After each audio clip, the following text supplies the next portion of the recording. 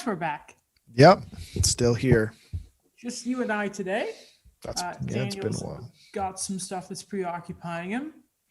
An original formula today. It's been a very, very long time since it was just you and I doing an episode. Yeah, and you know who you can blame for that? 31 Thoughts. If you don't like us, you can blame 31 Thoughts. Exactly. But if you've gone this long not liking two of us, still listening. Yeah. Keep listening. Yeah, exactly. July, man. July will be the 2-year anniversary, eh? Yeah, just after free agency we started. I think it was July 7th. I was looking at I was going to surprise you guys with a pop quiz. But I didn't because I saw it in the document, by the way. You saw that how I put it at size number 1 font, right? I'm like, what the hell is that? I thought it was just something on my screen, so I had to zoom in a little bit. I was kind of hoping it was going to take more than a few hours for you guys to find it, but that didn't work. So you were not having a pop quiz, is what you're saying? No. That's unfortunate. I was going to have the belt. I was going to make a whole thing out of it, so It is a bit of poetry that, we may not have our third guy here today, but there are two of us to talk about the end of a real duo in sport media. Tim and Sid, Friday was their last show. I didn't tune into the pre-games Friday night because I went to Sportsnet 360 to watch the end of Tim and Sid. Yeah. A thought on the end of probably, you talk about inspirational. Oh, yeah.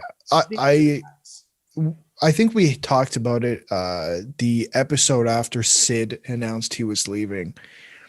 And I mean, you saw it on social media. I think there's a lot of people who don't like Sid specifically because of his hot takes, but they still tune in. And I think that's what makes their show so good, is that even though Sid has some hot takes, people keep coming in because I think they find it entertaining.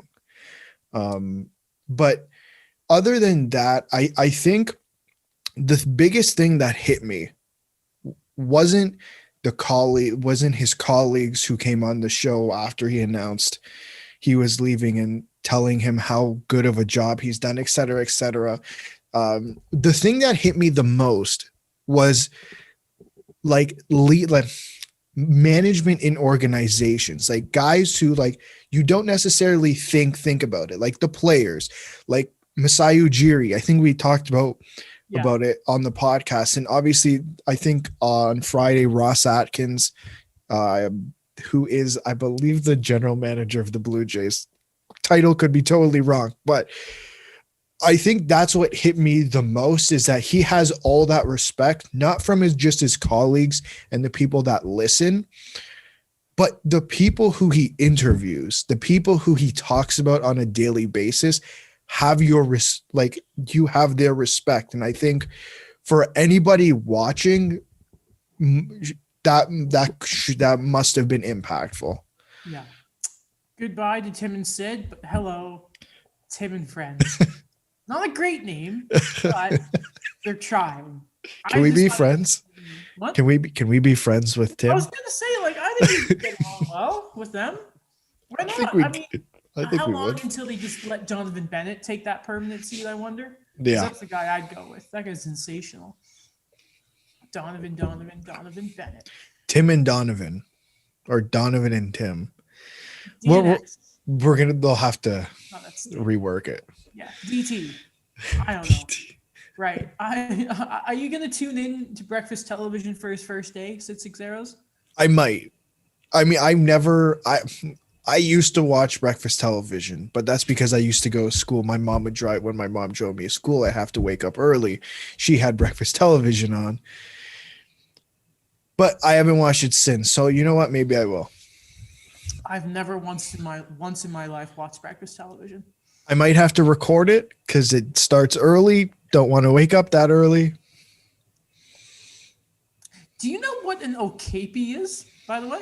A what? An okapi. No. Can you, is screen sharing enabled?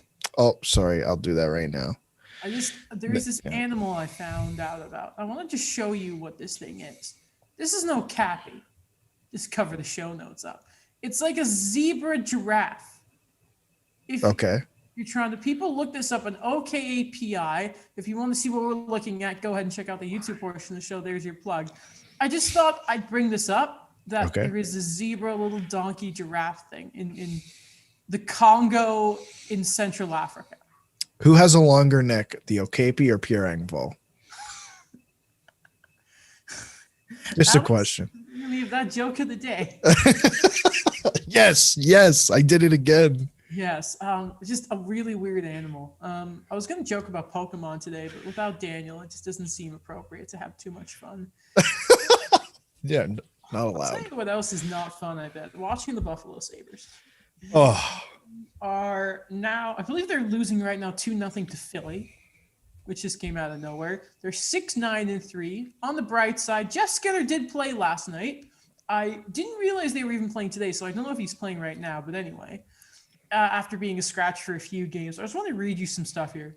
First off, unfortunately, Linus Ullmark, who has a .919 save percentage, by the way, in 12 games, will miss at least a month with an injury. Eichel only has 2 goals. Hall has 1. Curtis Lazar is 4th in team scoring with 4 goals. By the way, Rasmus Pistolainen, who's just come back from COVID, before his injury, I was listening to the PDO cast somehow. Apparently he was good. And the advanced numbers hate him normally. So I guess first thing I want to ask here, Alex, is because it's the elephant in the room when it comes to the Sabres, is how much do you think their play to start the year is because of how hard they were hit by COVID? I think it definitely has something, especially after they came back. And I think Friedman talked about it on the latest 31 Thoughts, saying that the variant that hit New Jersey, or the one that hit Buffalo, hit like it was hitting harder than, the teams that were playing out west. Mm-hmm. So, I mean, it's noticeable. Obviously, I don't remember who. I hate doing this, but I don't remember who reported it about Rasmus Ristolainen and his battle with COVID. Like it did not sound good at all, right? Like, especially for an athlete, it did not sound good at all. So I think it definitely made things worse, but I do have a feeling things were pretty bad there before COVID. We did, you and I, we had a hope that the Sabres would sort of have a good season here. At the same time, we counted out the Bruins, thankfully. But you see, luckily Daniel's not here to be like, you guys are fools. He wouldn't do that because he's too nice. But I'm just looking at them now. It's 2-0 Flyers. We're not even halfway through the second period yet. And what is the deal with Ralph Kruger? Because listen, at the end of the day, a coach should make his lineup decisions. But how is this helping your overall? How was the Jeff Skinner situation really helping them? Scratching that player who makes that much money, $9 million until the end of time. Like, how is that helping the team win? How is that helping Jeff Skinner? You're right. I think, one game, scratching a guy for one game is one thing, right? Teaching them a lesson, as they'd say in the hockey world. Mm-hmm. 3 games is a bit much. In my opinion, 3 games is a bit much. The thing with Ralph Kruger is the narrative on Ralph Kruger took a absolute 180, because last season when he was hired, I mean, the Sabres weren't that good last year either. Unfortunately, they were like a point percentage. I know, but last year specifically, they were a point percentage away from being in the playoffs. Yep. They were playing Montreal the day before the season shut down. That game, they're in. So unfortunate. And, just when we think of Buffalo, we always thought of this big dumpster fire. And I think when they hired Ralph Kruger, it seemed like, he had a really good relationship with a lot of the guys, especially Jack Eichel. We heard all about that dinner they had, wherever he talked about it. So what happened? Like, I feel like something's completely changed here. And I mean, the question is, did the team get better over the offseason? You'd think they should have, adding Taylor Hall, but I was thinking of Eric Stahl. I was And even Eric thinking Stahl, about yeah. Taylor Hall because he's been a bit of a non-factor. Doesn't he have like one goal? He has one goal. Awesome. Good. That's Good. it. That's it. 3 between himself and Eichel. And I mean, if they keep going, I can't wait for the Rangers to get Jack Eichel over the offseason because you know it's gonna happen. He's got to get sick of it at some point, though. Do you think he's sick of it now? I think he's been sick of it since his rookie season. I think now it's just at a point where you got to think like, all right, so this team has brought me in Jeff Skinner. For whatever reason, they were never really playing a part, and he's kind of turned into a pumpkin, as Steve Dangle would say. Taylor Hall isn't producing at all. They just keep trying to bring him in, and it was like, oh, maybe Eric Stahl will make Skinner happy, and then Hall will work out. I mean, it's just him and Reinhart. So I think he's got to be sick of it, and by now, because he's doing everything he can, it's worse than this. At least now it looks like the Oilers are turning something around, and McDavid seems to have somewhat of a skeleton crew behind him. But yeah, I mean, it's like what's behind Eichel is, when you're watching a movie with vampires and they burn to ash. That's the Sabres' depth. It's a like dried up Dracula at this point. Sorry. Yeah, I completely lost my thought there. But do you think he's reached a tipping point here? Because you're right. They've been bad for how many years since his rookie year. But the thing with Jack Eichel is he's always performed. Yep. Like last year, we were talking about him being considered for the Hart. Yep. This year, I feel like he's hit a tipping point, and I don't think it's as bad as what happened with Pierre-Luc Dubois and him and that one shift, which was just horrible. But I feel like it feels like he's given up, because I haven't heard much about Jack Eichel other than talking about the dumpster fire of Buffalo.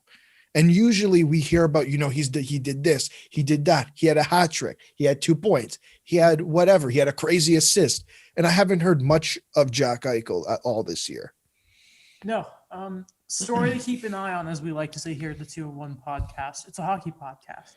We're going retro back to the day of you and I only doing the show. Though, you know what? Yesterday, the Calgary Flames got a much needed win after Matt Murray stopped playing goal. The Flames, again, it was a much needed win yesterday afternoon. I just want to say this, by the way.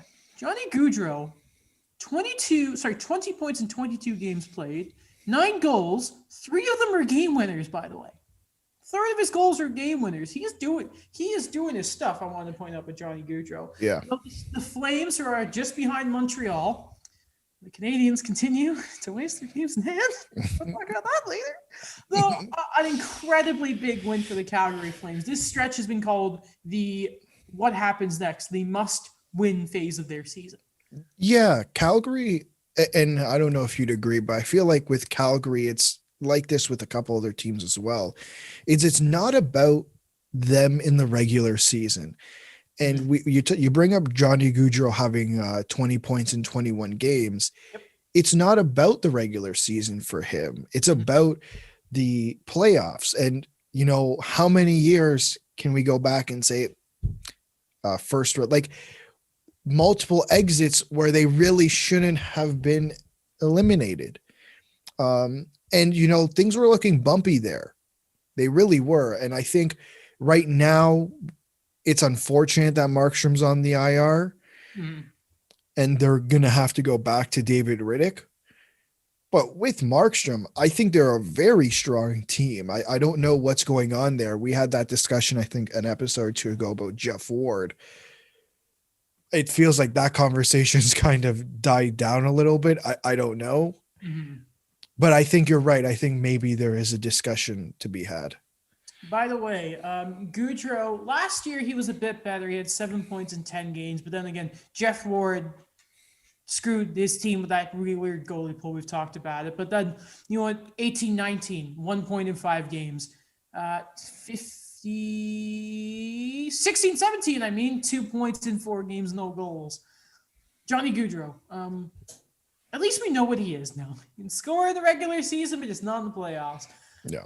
The Flames, though, you got to keep your eye on them. And a note to the bread eater, as we call him, Andrew Mangiapane, who has also been very, very. I remember when all those RFAs, the Mariners and that, Ranton and all them held out, and there was one name where we were like, "Who the hell is this guy?" And it was Andrew Mangiapane. He signed that. It was like 1 year, $700K. Little did we know. What does his name mean in English, by the way? Andrew, eat bread. Eat bread. So what? Manjas Eat and Pane. Pane's bread.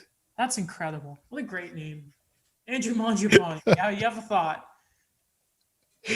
Awesome. You were not name. happy when he scored against the I Leafs. was not happy when he scored against the Leafs. I told him to go eat a piece of bread somewhere else. But I think that's one of those guys that is emerging. I mean, 10 points in 21 games this year. Last year, he's scoring a similar pace he was last year. Last year, he had 32 points in 68 games. I mean, he could be a legitimate guy on this team at some point. How old is he? He is 24. Wow, he's still young, right? He was a 2015 draft. Dang. We'll see. I guess we'll see what happens with Andrew Eat Bread. Speaking of draft, I think we hold on to talk about Dan Heinen and the Virtanen rumors until something solidifies, and we have Daniel for the Ducks point of view. Yeah. So the draft, this has sort of been a story that's been in the background when it comes to this year. The NHL draft, teams have been lobbying to move the draft. It's supposed to be in July, I believe. So then they can get a real opportunity to scout some young prospects. Now, I got some stuff written down here. When it comes to the CHL, for example, this is the situation, because if you look at like the NCAA, they've been doing really, really well. And the CHL is pretty important. The Q has been stopped all year. The Ontario Hockey League doesn't have anything yet. Apparently, they're looking to do 24 games in April and May, according to Freeman, 31 Thoughts. Sure. The WHL started 2 days ago. Yeah. The idea of having 2 drafts have been thrown around, but there's a lot of roadblocks in the form of rights retention. So having a certain amount of time under you for like your right for arbitration, the age of certain players being able to, or in this case, they would lose their ability to re-enter the draft. It's kind of complicated, but the question stems from there, Alex, is what do the NHL do if they do anything? Because the league itself is not keen on this idea, is the word on the Twitter. Yeah. I wrote down 3 options here from what I've read. Number 1, keep it in July. Mm-hmm. So that's just leaving absolutely little to no time to see this year's crop of prospects in the CHL play.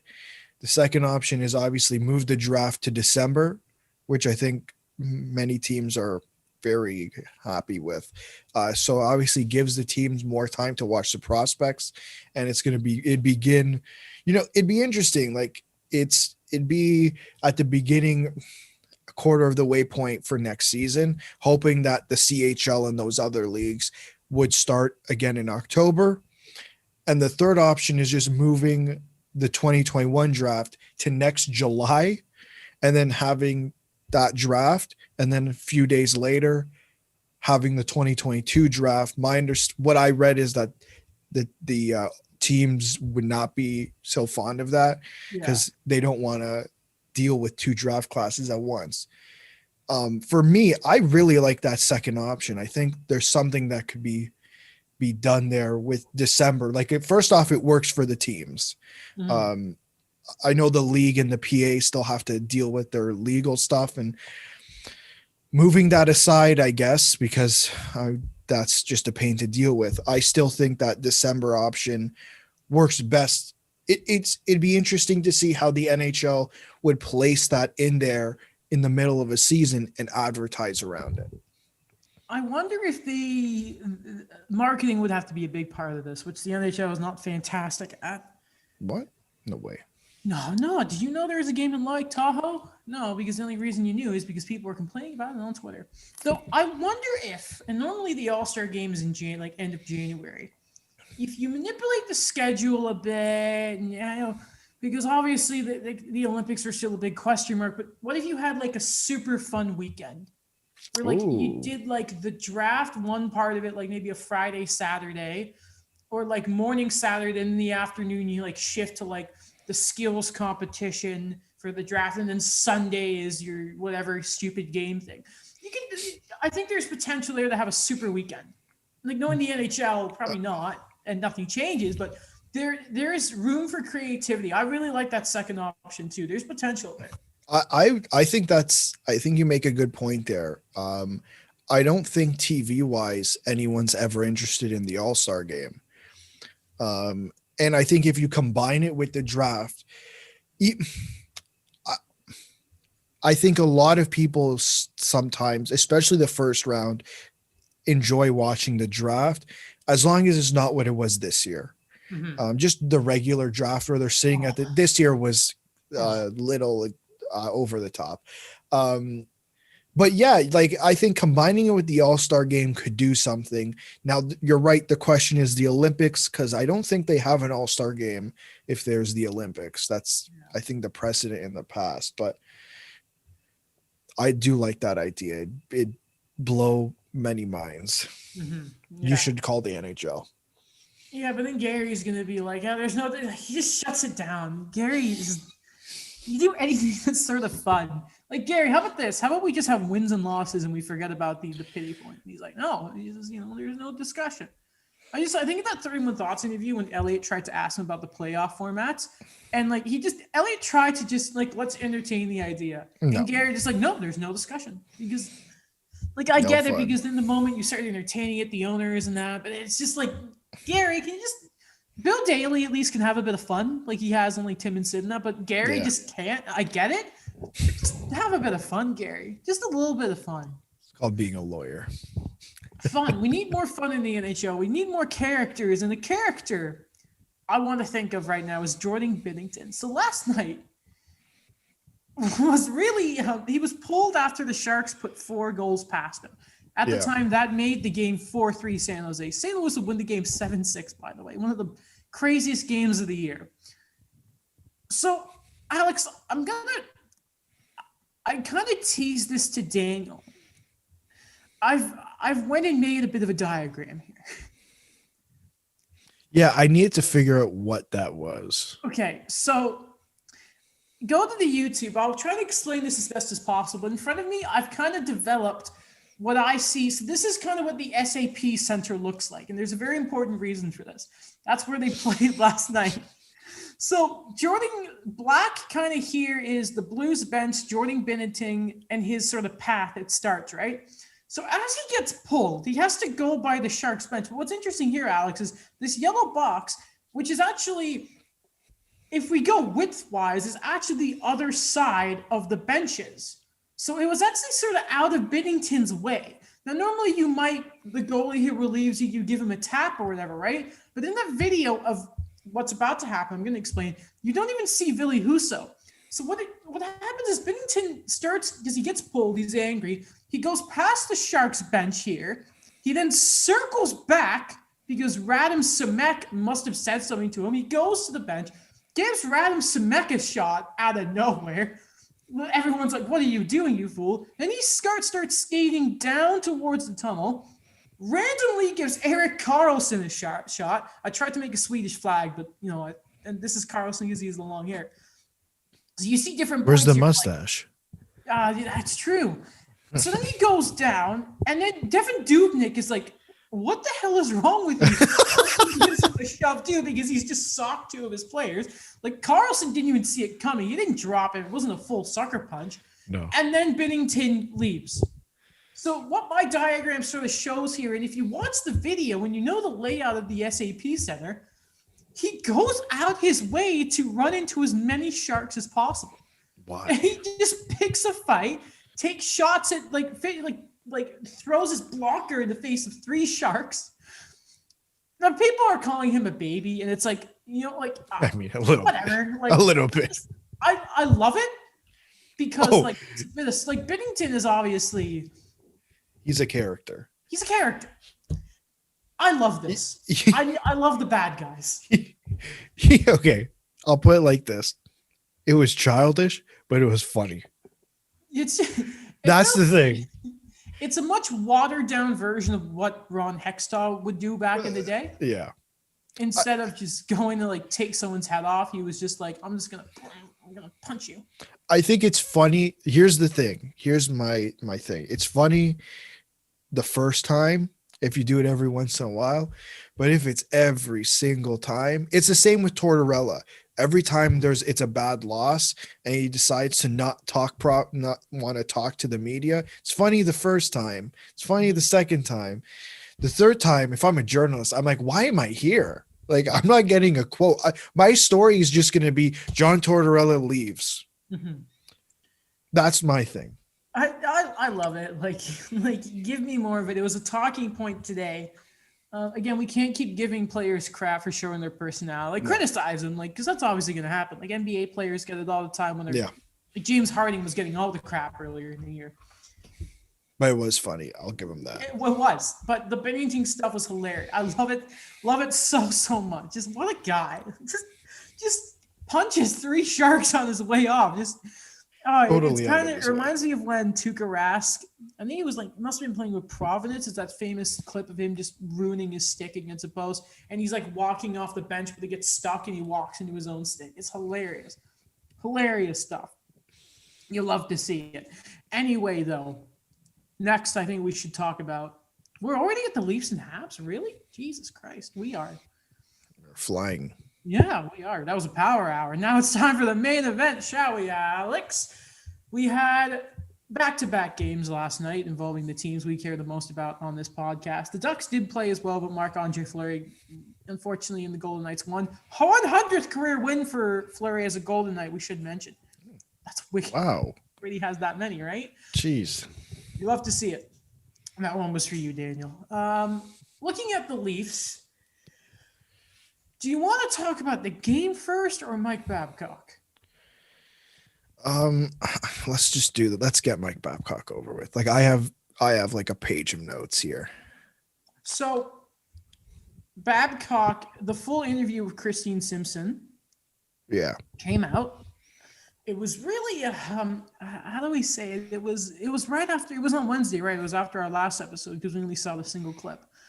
And I think the best way to sum it up is when you look at Elliot Friedman's reaction after, Cassie Campbell-Pascal saying, she's just going on with it. Anson Carter's, doing his thing. I love both of those guys. Sorry, I love both those people. But then it just goes to Friedman. And he just has the straightest face. He's like, that was uncomfortable to watch. He wasn't wrong. I guess since you brought it up, I mean, I can start there. Yeah. You're 100% right. It was very uncomfortable for me, at least, to watch. I know why they didn't say anything. I know why. I'm not gonna shoot down Cassie Campbell-Pascal and Anson Carter because I know why they didn't say anything. But I do have, and I have the utmost respect for Elliot Friedman. Mm-hmm. But the fact that he actually said that on live television, the fact that he said that, a lot more respect. Scotiabank Wednesday Night Hockey. Like, right. And this is national, right? This isn't the regional game. This game is being, anyone in Canada can watch this. Mm-hmm. And he's right. Everything he said, like, he couldn't have said it any better. And I think he said he was going to write a piece. So I am very excited to hear that. Do you have anything to say about the Babcock piece, or should I just get into it?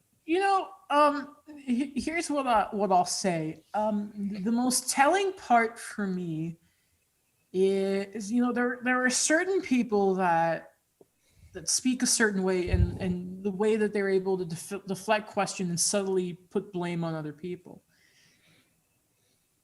It's almost like he went to the Lamoriello school, except he's a lot more arrogant. And the part that really got me is he did a stupid third-person Mitch Marner thing. He talked about that, whatever. But it was how he wouldn't answer the question about Johan Franzen. How, when he was like, yeah, so I reached out. And then Christine was like, did you apologize? He's like, no, I reached out and I didn't hear back from Johan. I wonder why. And it's just his whole attitude was just there. He's made himself look worse and worse the more we're seeing him. I don't know. It's simply how you put it. Yeah, I think there's a lot of people who had their minds change about Mike Babcock. That's my opinion. Mm-hmm. And I think there was a lot of people when this first happened, and I don't remember which Toronto newspaper it was, but they had so obviously it was Babcock and then Bill Peters, all that came out around the same time. And they put Babcock and Bill Peters on the same front cover as if it was the same situation, which it's still not, right? I think we have to separate those two. I think there's similarities, but at the end of the day, they're different situations. Mm-hmm. And I think that's made a lot of people turn off to the fact that what Mike Babcock did really wasn't a good thing. Mm-hmm. Not just in Toronto and Detroit as well, but I think watching this interview, it changed multiple people's minds. Yeah. But just to start, like there's a few quotes I pulled out that I thought were very significant for me. First off, he threw in a little dig there. I heard it about finishing last for Austin Matthews. We all noticed and we all knew that was the thing. Like this, he kind of threw it in there. I don't know why, but it felt like he was throwing in there a little jab, but whatever. Mm-hmm. But this quote, and we talked about it last episode. I knew after Lou left that I was getting fired. ... I really believe that every general manager and every coach should have their coach and their general manager. And that wasn't me. Mm-hmm. So my question, why couldn't you be that coach? In 2015, I believe he signed an 8-year deal. Everyone knew that Dubas was going to take over. The day Lou Lamoriello signed, I think, a 3-year deal, the expectation was that Kyle Dubas was going to take over for Lou. Was the exact quote from Lou himself not, if Kyle Dubas isn't ready at the end of this contract, it's his fault? Like on his first day? Yeah, like something like that, right? Like the expectation was, there was no conversation about Lou Lamoriello staying for 8 years. There was no conversation about Mark Hunter taking over. Like the conversation was, the reason they did not allow him to talk to Colorado was because their idea was, we are going to put him in this position. I forgot about Colorado. So then why couldn't you adapt? Mm-hmm. Like, I get coaching style and I think Dubas's mentality at the time when Dubas took over is very different than what it is now. I think Dubas had a very skill mentality, and Babcock still had that, rough and tough, play all 4 lines mentality, which still I don't agree with. Mm-hmm. But he never helped himself. Mike Babcock never helped himself after Kyle Dubas was hired. Like, we can go through a list. Let's start. Justin Hall, scratching him 71 games. Scratching Jason Spezza on opening night in his hometown, playing for his hometown team because he didn't fully get the penalty kill. Spezza's play this year, by the way, has just shown how much of a dumb move Babcock was sending him, by the way. And then, it was personal with him. Like, you're right. It felt personal. And how about complaining the day after the Jake Muzzin trade because he wasn't right-handed? How ridiculous is that? I'll put a cherry on top there, Alex. Don't forget about Frankie Corrado as well. Frankie Corrado, Josh Levo, Nikita Soshnikov. Yep. Like, I'm sorry. Like, you did not help yourself. What should have happened if this was his mentality, and I wouldn't have done that, and I'm not surprised he did it. I would have said, hey, I'm resigning. Clearly, I'm not the coach for you. Mm-hmm. Because that would have been the right thing to do. And that would have been the thing, based on this quote, you should have done. Mm-hmm. The second thing, I didn't even know what mental health was. That is a BS excuse, especially considering how this interview came off to a lot of people. Mm-hmm. Sure, back in the early mid 2000s, mental health was not a big part of the conversation. But the entire interview, did it not feel like that he was playing the victim card, and it just felt like he was downplaying every situation that Christine Simpson brought up? When I think I texted you guys just the moment he said it, is when he talked about people having to be accountable. And I texted you guys in the group chat just saying, but Mike, you're not being accountable here. And that's it. Like, he should have just owned, like he goes on about the work he's done himself for mental health now. Well, why don't you like just say, like, knowing what I know now, I can look back and I can regret what I've done, and I want to move past, I want to get better, I want to apologize to Johan. But again, it was instead, it almost felt like he was saying, what is he saying, that Johan wasn't accountable for the way he was playing, and that's why he treated Johan the way he did? Like that, there was the assumptions, because he just wouldn't answer the question and up to it, and to own up to it. Sorry, that we're now like going and drawing these conclusions about him. He just made it all misty. Like it had to be. There's more fog. There's more of a veil because of Babs. He dug the hole deeper here. He did. And I have it here. When you cross the line, you want to own it. Those are the exact words he used. Mm-hmm. So why aren't you owning anything you did? Mm-hmm. Like, there's a difference between just saying, yeah, I did it, and then owning it and saying, yeah, I did it, and here's what I'm going to do. Like, I don't know. What are you doing? You're going to coach the University of Saskatchewan. Yeah. Are you going to do anything differently?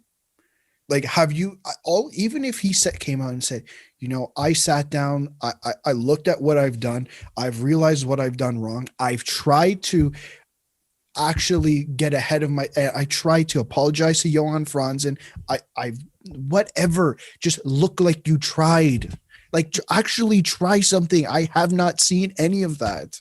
Yeah. It was embarrassing. Like, I think that's the best way to describe it. It was embarrassing, and it was very difficult to watch. Yeah. Didn't have a job. Sorry. Should not have a job. Sorry. No, I get it. It wasn't easy to watch, and I mean, just be accountable, people. Jesus Christ, it's not hard. Just quickly, sorry. Yeah. No. I don't want to get the point across that he shouldn't ever have a job, but he's not helping himself. Mm-hmm. It's the same thing, like very different situation, but I think the same mentality applies. Go back to the Mitchell Miller stuff that we talked about. What was the thing that we said was the most important thing that the kid didn't do? He didn't hold himself accountable. The judge said he didn't feel like Mitchell Miller felt sorry for what he did. Mm-hmm.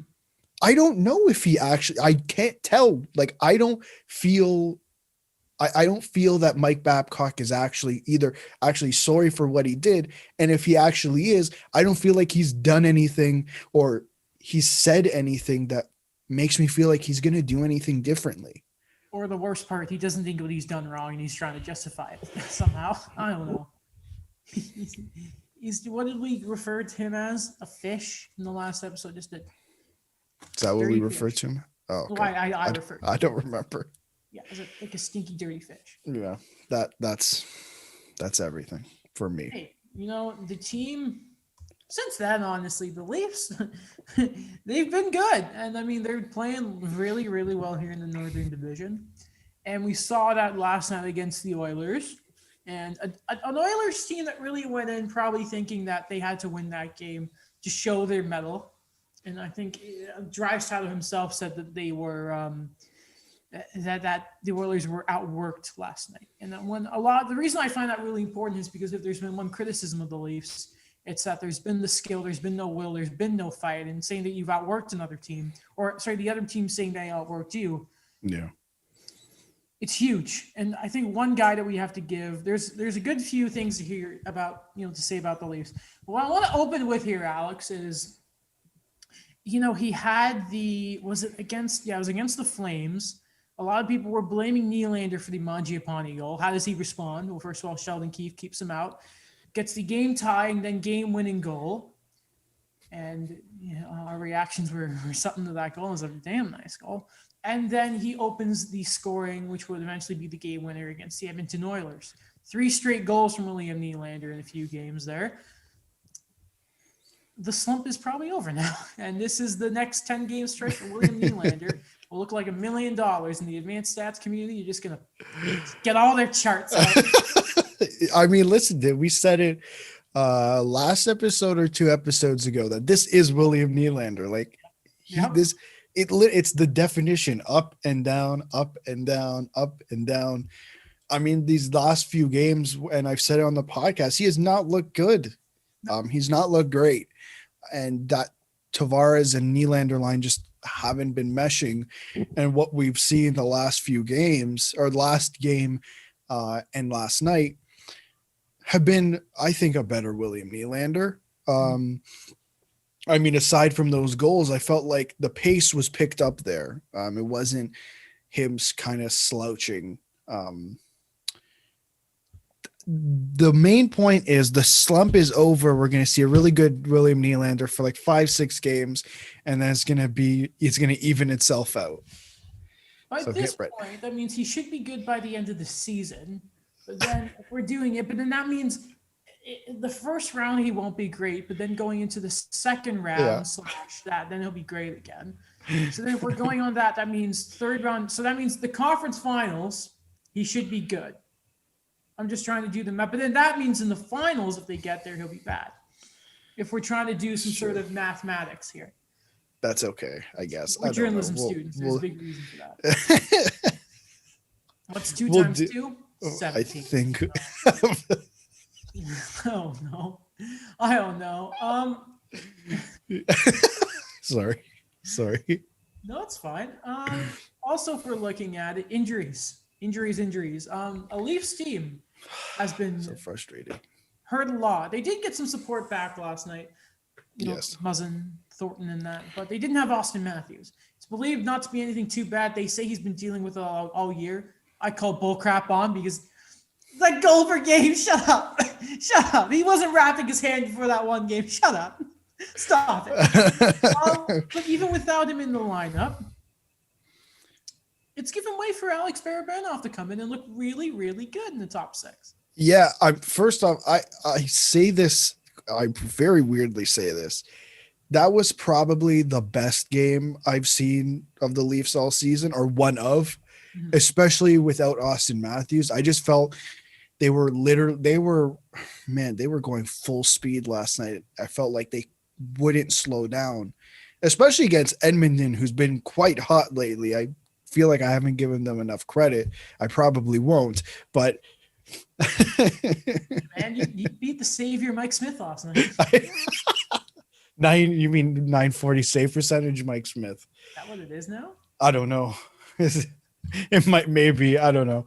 But with Alex Barabanov, I think, we saw him. I wouldn't call it struggle at the beginning of the season, but it was weird. He didn't look in place. And I think that's regular for a guy coming over from Russia. We've seen it how many times with guys that they come over and it's a shaky start. Whether that is because he was playing on the 4th line and in the taxi squad and it was a little messy, but the last couple of games, with the exception of that one turnover, which Jack Campbell is the absolute savior, last night, he's looked pretty good. Like, I don't think he scored, but man, he's just looked on another level. And him next to Kerfoot and Nylander has looked really well the last few games. It's definitely going to be a question of what's going to happen when Austin Matthews comes back. How do you rework the lineup? Mm-hmm.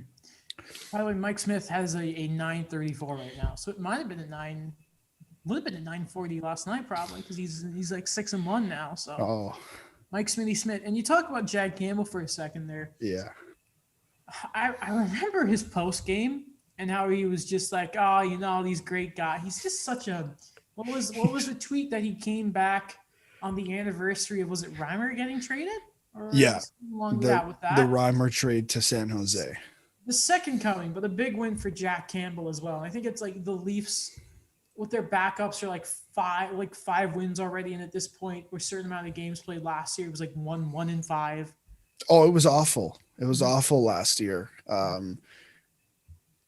I don't even want to think about it. But your Jack Campbell is the nicest human being I've ever heard, and I haven't even met him. Mm-hmm. Like, he's just way too nice. Like, every time he stops the puck, he pats someone that's coming by. I'm pretty sure I saw him pat himself with his stick last night.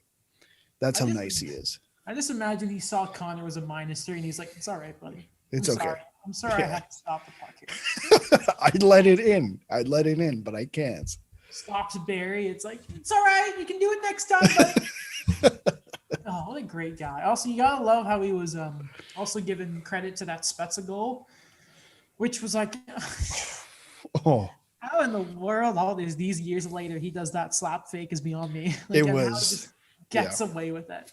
It was very nice. I'm very impressed. Like, this year, there's been guys who have impressed me who I didn't necessarily think were going to impress me. Obviously, number one, Justin Hall. Number two, Jason Spezza. Again, I want to shout out Justin Hall. This is the second time this season I've done that, for protecting his goalie. Finally, yes. I don't know. I don't remember who ran into Campbell. Obviously, it wasn't on purpose, but I think hit Campbell in the head, and then Justin Hall just got on top of him, and Jake Muzzin with his mask got on top of that too, which I'm like, wow, okay. Never seen that. Nowadays, after whistles, it's like, all right, let me go quickly check on Twitter. I looked back up and there was a scrum. I'm like, wait, what? What happened here? I know. I was very surprised. Very surprised. Is one bad thing here. Talk about with the Leafs.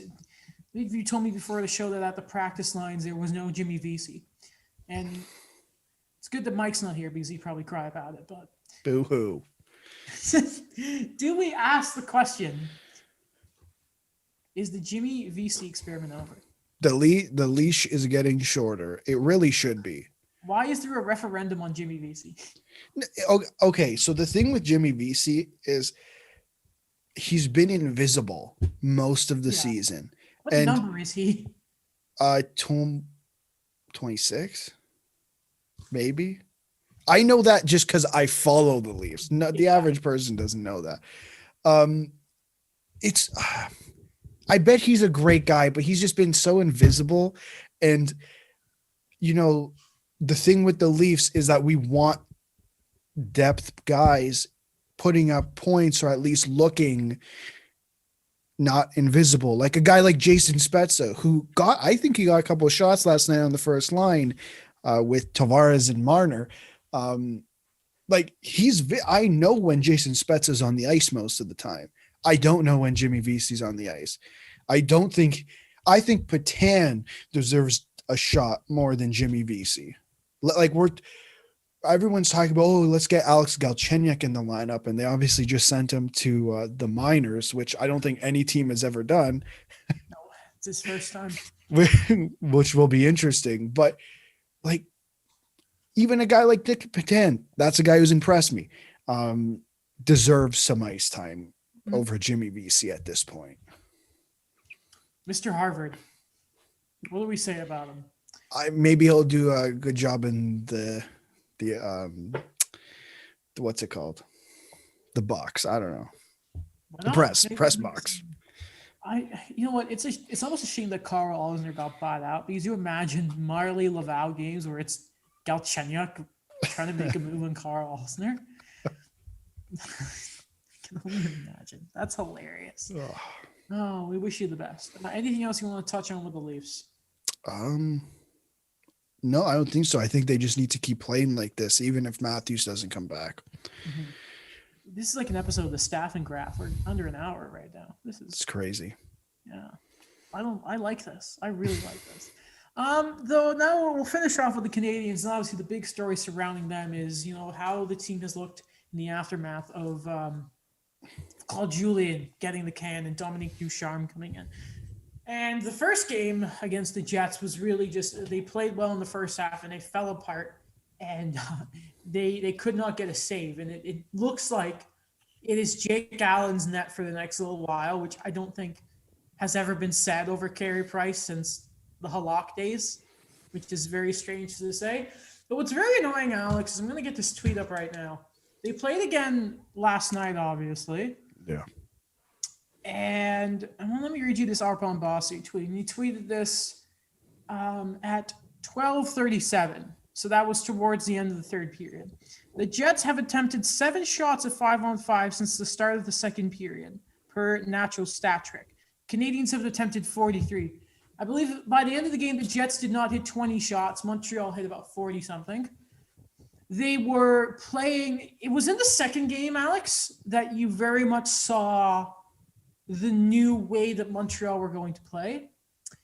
They were playing for the first time in a very long time good defensively, which is so weird to say with this team, right? Yeah. Almost like an Islander game when you got sort of bored when they were just denying all the Jets zone entries and you're like, oh no, well, we can take this. Which is weird because wouldn't you say Claude Julien's style of hockey is also a little more defensive? And it's funny. He had that reputation, but I'll tell you, watching a lot of games, no, didn't feel like it was. Did not feel like it. I don't know if this is more of an influence or maybe there's more of a leash on Richardson or this is Ducharme's way. Though, I mean, it all fell apart. Like, completely out shooting the Jets. Like, Hellebuck's playing great because it's the reigning Vezina Trophy winner. Best goalie in the world right now is Connor Hellebuck. Or Marc-Andre Fleury, why not? And they got to overtime, right, Alex? Yeah. And I'm in a pissy mood because it's late because it was a 10 p.m. start. The They need to audacity. win this game. Sorry? I said the audacity. Yeah. I can't wait for that 11 p.m. start in Vancouver. By the way. And there's a shot of the bench, and I'm texting my buddy Ethan, who was Jeff Petrie on his fantasy team.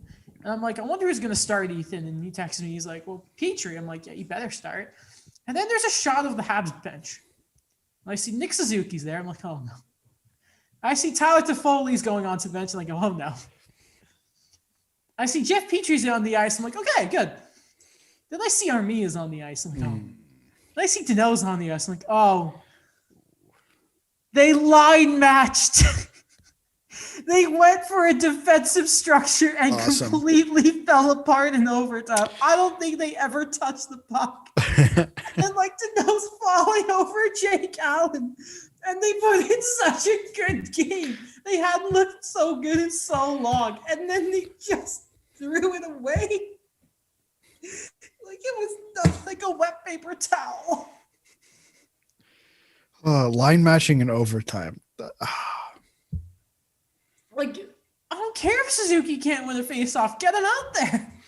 What are you doing? Screw it. Put him with someone else. Who cares if it's 3-on-3 overtime? Put the guy. Okay, put Danault. He can win a face-off, and then put Nick Suzuki. Screw your regular 5-on-5 lines. Screw that. You're playing 5 minutes of 3-on-3. He's not an elite skater, but it's hilarious that a year ago Philip Danault was like probably the most respected Canadian in the room, like from the fans. And it's just completely gone down the toilet.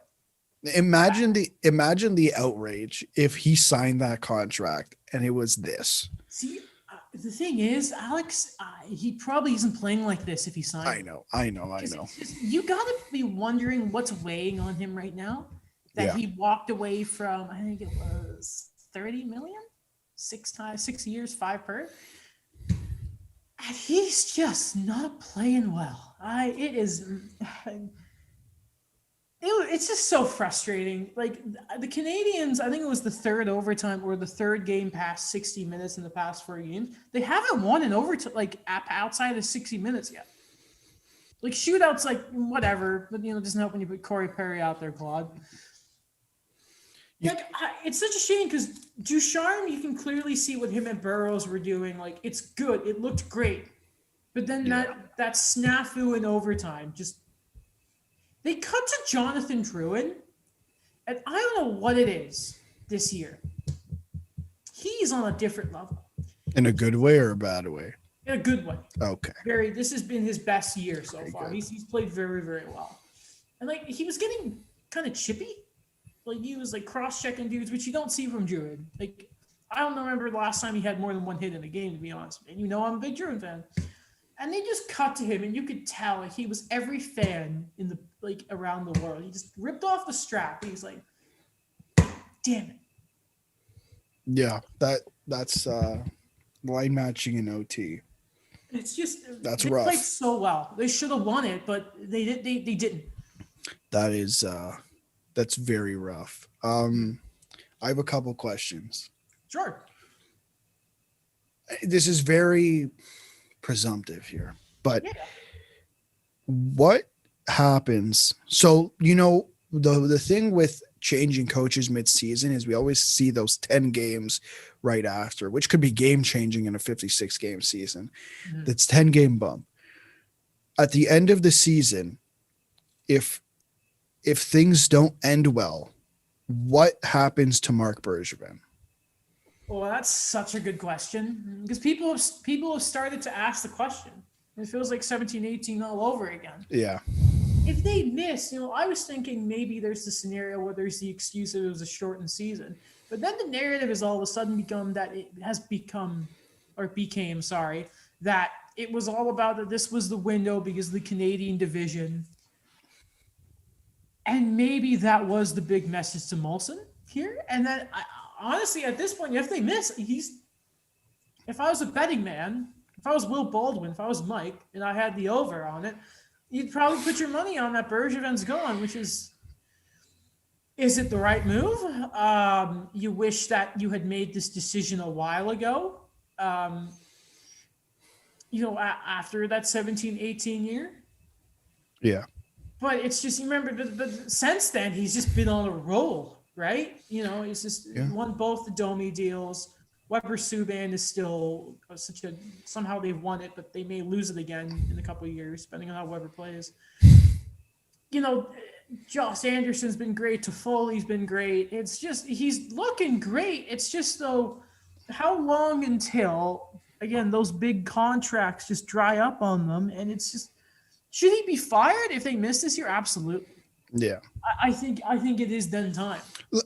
What's the bare minimum here? Because I feel like we all expect, myself included, that Montreal will make the playoffs. I think most people expect them to make the playoffs. What's the bare minimum for this team? They want to win the division. I think minimum is they get to the conference finals. In that is internally, I believe their expectation is they want to win the division, or that's it. I mean, realistically, Alex, you better bookmark this because I'm never ever going to say it again. I want you to know that. Like, you need to remember this. Right now, if you're going into a series against any Canadian team, the Leafs should come out on top of it. Yeah. The expectation is to beat the Leafs. Do I think right now, the way they're playing, God no, with this team? Now, if they make a move like they bring in Ekholm or Arvidsson and some other names people are talking about, maybe. But right now, the way they're playing, or apart from last night because they started to look good, I don't know how you can expect them to beat the Leafs. I don't know how you can expect. Could they beat Calgary? Maybe, because they're a joke. Can you beat the Flames? Well, who knows what happens to Mike Smith back then? You talked about his numbers after a stretch last year, and he was awful, and he's 39. Could you beat them? Yes. Could you beat the Jets if Hellebuck gets played into the ground? Yes. But, the Leafs, if the expectation is to win the division, you have to mark yourself against the best team in that division. Right. And, the Habs had their chance to show that they were the top of the division, and they failed in that. Now, there's obviously time left. There's that series against the Leafs to end the year that this podcast is dreading because it can get very loud. Or they sneak in fourth place and they get the Leafs in the first round, which would be, I'll take it. I think those are the expectations. Me as a fan, I want at least a round. Right. At least. Yeah. I was reading, I heard LeBron say, Pierre LeBrun on TSN saying that he thinks that the Canadiens are somewhere in between how well they were playing at the beginning of the season and their bottom now. Would you agree with that? And I'm not taking the piss out of you or LeBron here. No, they are indeed somewhere between 4 goals a game and scoring 1 goal in 3 games. Yes, they are. No, I know what he means. Yeah, you look at the team on paper and you're like, there's no way you can be this bad. There's no way. Like, their confidence was shot. Like, and we forget how big a thing in sports there is. They're definitely in between there. Yeah. Have we seen the real Habs yet? No, we haven't. And that's what's weird to me. We haven't seen it yet. Right. I think we're going to now. You know what? There's always it's sort of that weird kind of intermission where you have to iron out the bad habits you've developed under an old coach. And I think some players you can sort of see that might still be in there. And then you start seeing the trends of which players get in the doghouse and which ones are being rewarded. It seems to be like Romanov has got more confidence and he's starting to get a bit of a leash here. Drouin too. Obviously, there may be some bias that Ducharme knows what Joe can do at a high level because he coached him in Halifax, obviously, but then he's been playing well enough to do it. So you then wonder, okay, well then once that has sort of happened, what does the team look like then? But then you realize, God, we're only going to have like 20 games left by then. It's really weird. It feels like the next week of games are going to tell that they're kind of like the Flames, and now they're going into a stretch where it's almost that must win. And now they're in a position where anytime they play the Flames, they have to win because of those games in hand are so massive right now. And Montreal still have, I think it's 2 over. And I think they may be a single point up or they're just 2 right now. I can't remember off the top of my head. It might be 1 point. I'll go check right now. Yeah. They're a point up, 2 games in hand. Point up. So it's there. Again, it's their own destiny right now. They've let 2 teams get ahead of them now. And I mean, how difficult is it going to be now to catch the Jets? Because you've obviously, I think they still have like 5 games against them. Like there is time, there is runway. It's just you need to figure your stuff out sooner rather than later. And if you want to talk about, by the way, the importance of banking points early in the year, how much is that helping them right now? People criticize them for the start and how it wasn't sustainable and they're going to regress, obviously. And this is why I hate when people give teams crap for beating bad teams. Yeah. 2 points are 2 points, man. 2 points are 2 points. And they're doing wonders right now.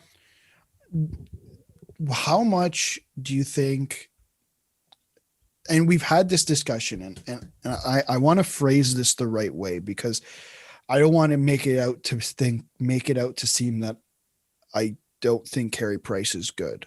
Because I do. I think he's really good. Yeah. And I think we texted about this. How much of what's happening is Carey Price's fault? And has Carey Price turned into a really good goaltender who's just inconsistent? I wonder how much of it is in his head right now. Because there's just he's making saves and not knowing where the puck is. We've all known Carey is a very cerebral goalie, and it's just there's something not right there. And there is, there's ups and downs, and then there's just that first game against the Jets was probably one of the worst performances from him I've ever seen in my life. And it's just maybe it's because he's built up so much good grace. He's my favorite player of all time. I just can't bring myself, and I do have to mention that bias here, Alex, is I can't bring myself to say he's hit that level. That he's Mike Smith. Yeah, he's 33, but he's goalie 33. I'm not saying that you're saying he's Mike Smith. It's just I in my own mind, as biggest fan of him as I am, cannot bring myself to like take a step back and look at it. Listen, and I've said this before on the show, he's not the best in the world anymore. Like that's Hellebuck, that's Vasilevsky. Carter Hart's having a bad year, but I'm sure he can be in that conversation again soon. It's just I don't think we're seeing Carey Price right now. There's just something there's like decline in play, and then there's just falling off a cliff. And it's not even health wise. I mean, he's been healthy the past couple of years. Yeah. So I mean, now he's getting a lot of time with Stephon Waite. I think it's a good idea to just give Allen the net for a little while, and maybe that'll kick Carey in the ass. And again, there's this slow start, but it's starting to turn into a lot more than a start right this year. And at the same time, you have to kind of hope that he turns it around too. Ducharme didn't seem worried, and he's obviously going to say that.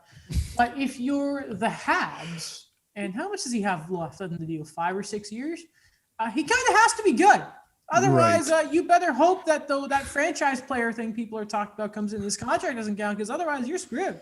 Yeah, man, they should really do that. They should put the franchise thing. I don't know why it's not. I don't know why. I don't know why this thing. Yeah, like I don't think he's Mike. Man, Mike Smith is. I don't know. I can't figure Mike Smith out. Like I think Carey Price is still a. I mean, listen, I'd argue he's a top 5 goalie. Like I don't think that's out of the question here. It's just his consistency is what's beginning to worry me at this moment. I still think at his top game, he is very good. Like he's elite. He is an elite goaltender. It's just that's it, because I saw a lot of it on Habs Twitter too. I follow a couple people on that, and just going through some of their comments about what's going on with Montreal, and it feels like like they are placing some of the blame on Price and they're placing some of the blame on Julien. How much of it is Carey Price? Because we talked about it with other goalies, limiting high danger chances does a whole hell of a lot. Yeah, and you know what, the Canadiens, listen, is he at fault? Yeah, there are games that he's cost them. At the same time, though, I mean, and we saw it back in that first game against the Jets. Weber and Petrie could not defend a zone entry to save their lives. And I mean, they were just getting turns. Like Mete's been turnstiled a few times, and just like everyone at points has just been so bad. Though at the end of the day, the expectation with him is, he's got to stop it. That's what you expect from him, and he wasn't doing that. So is the part of the blame on him? Is it all on him? Absolutely not. Is there a good portion of it on him? Yeah, because he's the goalie, and what's the saying? Like Alain Vigneault, if my goalie's better than your goalie, I win. If your better is better than my goalie, you know what I'm trying to say? The best goalie wins. And we saw that against the Jets. Like in the second game, no offense, like Allen was really, really good, but Connor Hellebuck let in one really bad goal and then shut the door. And that's why he's a Vezina, and he should have won the Hart last year. But I digress. After McKinnon, sorry. Are you, and we've had I don't know if we talked about it on the podcast, but we were talking about the expansion draft. Yeah. How much longer until Caden Primo is ready for backup role? Because I think we have an idea of what might happen with Jake Allen. Yeah. They can have to know if they want and keep Jake. I don't. I at this point, if I'm Burge, I'm doing whatever I can to be like, you want a second or a 2? I got a few of them because they need Jake Allen. They need the bag right now. Yeah. Primo though, man, the organization said they wanted to give him, I think it was like 120 or 150 starts in the AHL. Yeah. He's been good. Like the Rocket themselves have been good. Give him another year or 2. He's a goalie. Don't rush him. Please don't rush him. I mean, Carter Hart was good, but that's an anomaly. You're right. Matt Murray was good. Now he's not. Jordan Binnington was good. Now he's the 909. He's punching dudes when he gets off the ice. Are you calling Jordan Binnington a fraud? I'm just joking. I did that. Mike was not happy once. Really? Yeah, I made a joke. He got mad. Whatever. Well, I think that's everything today. Yes. All right. You checking Twitter? Because that's what I am. No, I was just clearing the dock. No. Is there anything on Twitter that we've seen? No. That's good. No. It is a Sunday. It's pretty slow. All right. Well, Sure. If that's everything for today, then it's nothing like you go on Twitter and you see that Korea is trending. Because. All right. Well, that's everything. Yeah, if you enjoyed this episode of the show, it's a shorter one today, so go check out the YouTube portion to see our faces and my beautiful diagram that I used on Paint earlier. Be sure to also check us out on our socials and that. Check out on Spotify and the podcast app and respective stuff. Give us a 5-star rating. Check out my YouTube channel. Check out Alex's blog. Check out all of Daniel's stuff. We'll link that too. Thank you, The Voice Set, as always, for being a fantastic platform for the show. And I think that's everything. Not my best outro, but I think that's everything. all right.